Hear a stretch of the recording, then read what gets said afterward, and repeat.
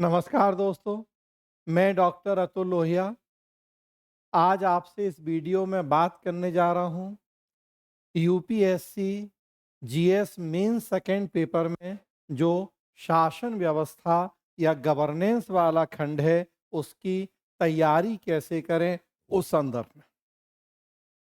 दोस्तों, अगर आपने इस साल प्रीलिम्स दिया है और मेंस लिखने की संभावना है तो अब आपको बहुत जल्दी केवल 80 दिन का समय है अपना पूरा मेंस तैयार कर लेना है।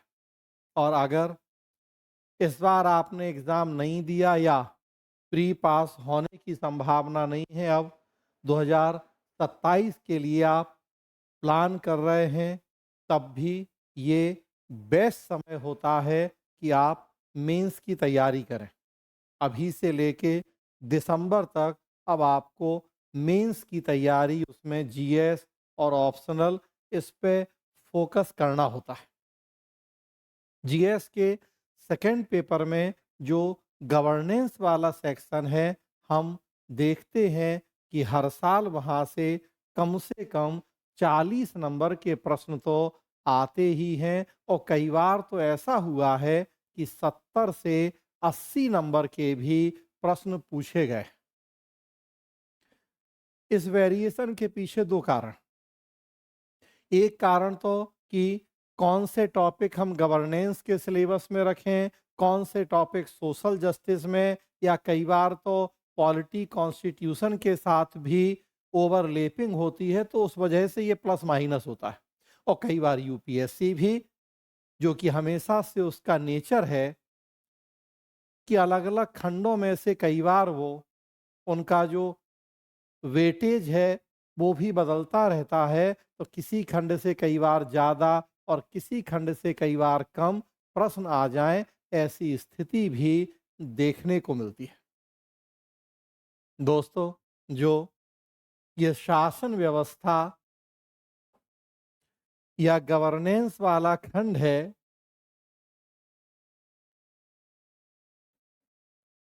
हम देखते हैं कि ये बाकी विषयों या खंडों की तुलना में कंपैरेटिवली नया है। अब नया नहीं है, अब तो 13 साल हो गए। 2013 में यूपीएससी ने जब जीएस का सिलेबस चेंज किया था, 2 की जगह 1 ऑप्शनल रखा था, तब इसको जोड़ा था। हाँ, लेकिन हिस्ट्री, पॉलिटी, ज्योग्राफी जैसे ट्रेडिशनल खंडों से तुलना करें तो फिर उनकी तुलना में ये एक नया विषय है। पब्लिक एड ऑप्शनल का पार्ट रहा है हमेशा से ये,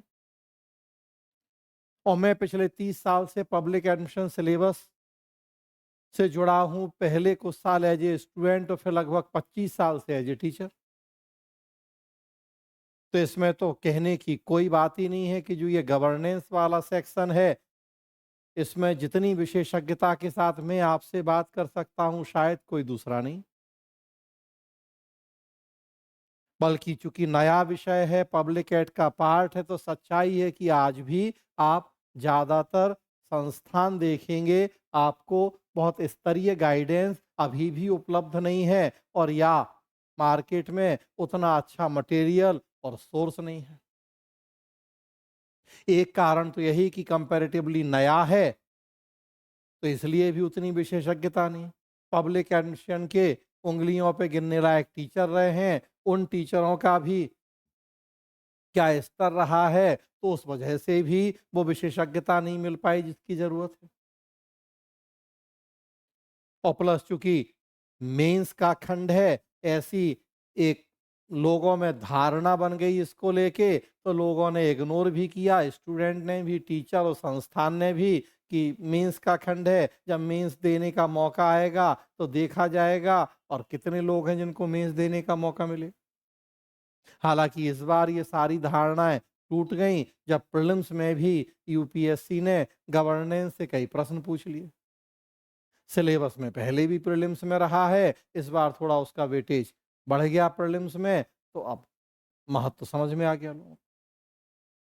इन सारी बातों को ध्यान में रखते हुए गवर्नेंस की विशेषज्ञतापूर्ण तैयारी करना बहुत आवश्यक है। 40 नंबर का भी पूछा जाएगा तो बहुत महत्व है, जबकि एक एक नंबर से सिलेक्शन डिसाइड होता है वहाँ 40 नंबर को अगर आप बहुत अच्छे से कर लेंगे, 60, 70, 80 नंबर के प्रश्न आ जाएँगे, तब तो कहना ही क्या कि इस खंड में भी आपकी विशेषज्ञता होगी, तो दूसरों से आगे निकलेंगे आप। जो ये शासन व्यवस्था या गवर्नेंस वाला खंड है, आप देखेंगे तो ये राजनीतिक व्यवस्था और संविधान से, ये सामाजिक न्याय से, ये नीति शास्त्र सत्यनिष्ठा से, ये निबंध से, इन सारे विषयों से किसी ना किसी रूप में जुड़ा हुआ है या इनके साथ ओवरलैपिंग होती है। बहुत सारे टॉपिक ऐसे हैं जो नीति शास्त्र में भी सिलेबस में लिखे हुए हैं और एथिक्स में भी लिखे हुए हैं। सिटीजन चार्टर नागरिक अधिकार पत्र आप देखिए एथिक्स में भी सिलेबस में है और गवर्नेंस में भी सिलेबस में। गवर्नेंस में प्रशासन में पारदर्शिता जन भागीदारी पढ़नी, उसके साधन के रूप में आरटीआई एथिक्स में पढ़ना है। बहुत सारी ओवरलैपिंग है। उसी तरह से देखेंगे आप तो निबंध कई बार पूछे गए हैं जो गवर्नेंस से जुड़े हैं। सत्ता और उत्तरदायित्व साथ साथ चलते हैं। 2015 का निबंध गवर्नेंस में हम पढ़ते हैं। पॉलिटी से तो खैर है ही जुड़ा, उसमें तो कोई दो राय नहीं है कि सरकार चलाने का तरीका है शासन, और शासन जिन नियमों सिद्धांतों से चलता है उसे कहा जाता है संविधान, कॉन्स्टिट्यूशन। तो वो भी घनिष्ठ रूप में जुड़े हुए हैं।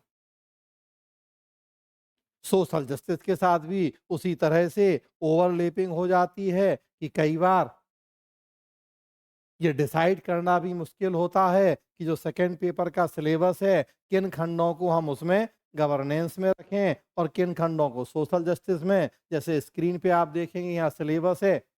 सरकार के मंत्रालय विभाग प्रभावक समूह औपचारिक अनौपचारिक संघ सांविधिक विनियामक अर्धन्यायिक निकाय शासन व्यवस्था पारदर्शिता जवाबदेही के महत्वपूर्ण पक्ष ई गवर्नेंस, फिर सिटीजन चार्टर, लोकतंत्र में लोक सेवाओं की भूमिका। तो जनरली आप देखेंगे इन 4 टॉपिक को ही गवर्नेंस में रखते हैं लोग, फर्स्ट, सेकंड, थर्ड, फोर्थ।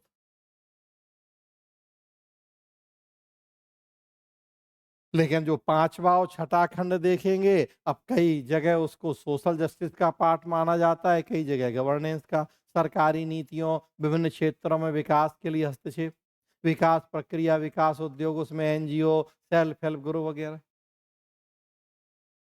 जुड़े हुए हैं आपस में।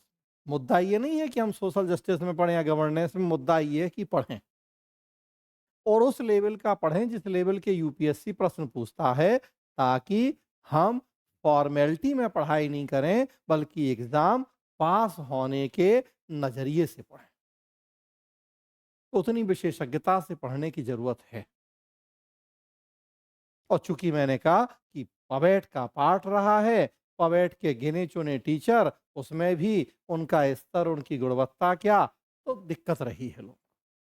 उन्हीं सब बातों को ध्यान में रखते हुए मुझे लगा कि मेरी ये एक मोरल ड्यूटी है कि मैं गवर्नेंस के लिए कुछ ऐसा आपको विशेषज्ञ गाइडेंस उपलब्ध करवाऊं कि कम से कम इस खंड के लिए आप निश्चिंत हो जाएं। तो फिर मैंने क्या किया कि जो पब्लिक एडमिशन ऑप्शनल की क्लास चलती है उसी में से वो टॉपिक निकाले जो कि यहाँ आपके जीएस में गवर्नेंस का पार्ट है, और उनको निकाल के गवर्नेंस का एक रिकॉर्डेड कोर्स बना दिया। अभी 15 दिन 20 दिन पहले ही वो पब्लिक एडमिशन का बैच कंप्लीट हुआ, वहीं से वो हमने टॉपिक निकाले सिलेबस के अकॉर्डिंग और ये कोर्स बना दिया। तो आपके लिए ये कोर्स इस साल के लिए भी अगले साल के लिए भी बहुत उपयोगी है। तो अगर आप इस साल मेंस में शामिल हो रहे हैं तब भी, और नहीं तो 27 के लिए भी या आगे के लिए भी, इनफैक्ट जो बेसिक चीज़ें हैं वो तो वही रहेंगी। हाँ, थोड़ा बहुत उसमें फिर कुछ अपडेशन होगा तो वो समय के साथ तो हम भी करते हैं, हर साल बैच चलता है ये पवेट का, तो उससे हम गवर्नेंस भी अपडेट कर देते हैं। या ज़रूरत पड़ी तो अलग से भी कुछ चीज़ें उसमें हो जाती।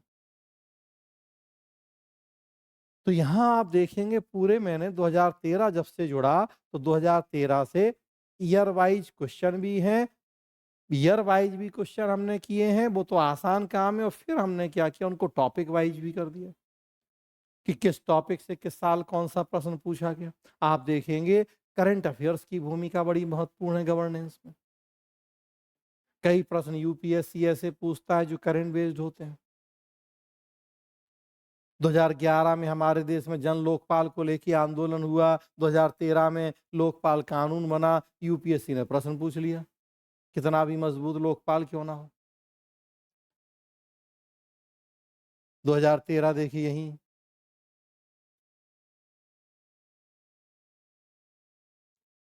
राष्ट्रीय लोकपाल कितना भी प्रबल क्यों ना हो, सार्वजनिक मामलों में अनैतिकता की समस्याओं का समाधान नहीं कर सकता। 2013 में ही हमारे देश में इरडा और सेबी के बीच में विवाद हुआ, यूपीएससी ने प्रश्न पूछ लिया, इरडा और सेबी का विवाद, और क्यों नहीं दोनों को मर्ज कर दें, मिला दें हम। तो इतना करंट बेस्ड भी टॉपिक है, हमें इसको भी ध्यान में रखना होता है। 2013 से लेके 2000 जो 25 तक लास्ट मेंस हुआ, तब तक के इसमें आप देखेंगे तो ईयर वाइज क्वेश्चन है।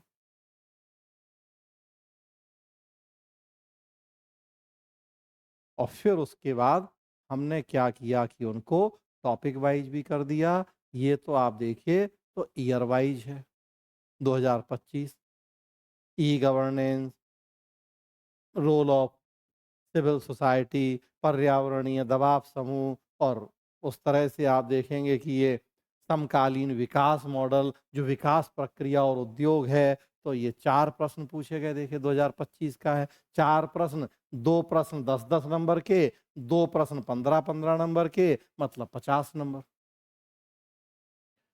तो मिनिमम 50 नंबर तो है ही। आप देखिए 2024 50 नंबर, 10-10 नंबर के 2 प्रश्न और 15-15 नंबर के 2 प्रश्न, तो 50 नंबर। तो हर साल 50 नंबर तो आ ही रहा है, कई बार ज़्यादा भी हो जाए तो ज़्यादा। 2023 में ऐसा भी हुआ कि थोड़ा कम ही था, 10-10 नंबर के 2 ही प्रश्न थे, तो ऐसा भी है कई बार। तो ईयर वाइज क्वेश्चन, और फिर देखिए तो क्या किया हमने, टॉपिक वाइज भी कर दिया कि जैसे फर्स्ट टॉपिक सरकार के मंत्रालय, विभाग, प्रभावक समूह, औपचारिक अनौपचारिक संघ शासन प्रणाली में भूमिका। तब उसमें किस साल कौन सा प्रश्न पूछा गया, 2013 से लेके पूरा अभी तक, और उसमें भी फिर सब टॉपिक बना दिए, सांविधिक, विनियामक, अर्ध न्यायिक निकाय, इस तरह से तो पूरा ही। तो अब जो ये खंड है 50 नंबर से लेके 60 नंबर, 70 नंबर, 80 नंबर, इसकी बेहतर ढंग से आप तैयारी कर सकें, तो उसके लिए हमने ये कोर्स डिज़ाइन कर दिया, जो आपको पीआईसीएस का जो ऐप है, डिस्क्रिप्शन में आपको मिल जाएगा, उसके बारे में डिटेल लिंक मिल जाएगी। हमारा संस्थान Prabha institute of civil services, उसी का संक्षिप्त नाम पीआईसीएस। उस ऐप पे वो आपको रिकॉर्डेड वर्जन में बहुत ही नॉमिनल फ़ी में कोर्स मिल जाएगा। साथ ही साथ हमने क्या किया कि क्लास में जिस तरीके से फ्लो चार्ट डायग्राम के थ्रू पढ़ाते हैं, जो पीपीटी होती है, उसका पीडीएफ भी डाल दिया क्लास के साथ साथ। प्लस जो क्लास नोट्स है, क्लास में लिखवाया गया, उसका नोट्स भी साथ ही साथ उसमें डाल दिया गया। तो मतलब ये क्लास आप कर लेंगे तो गवर्नेंस की तरफ से आप निश्चिंत हो जाएंगे। बहुत नॉमिनल सी फी में रिकॉर्डेड वर्जन में आप इसको ज्वाइन कर सकते हैं। अगले वीडियोस में हम और चर्चाएँ करेंगे, कुछ प्रश्न भी डिस्कस करेंगे आपसे, कैसे आंसर लिखने हैं, तो उन सब पे भी चर्चाएँ होती रहेंगी। इस वीडियो में इतना ही। धन्यवाद दोस्तों।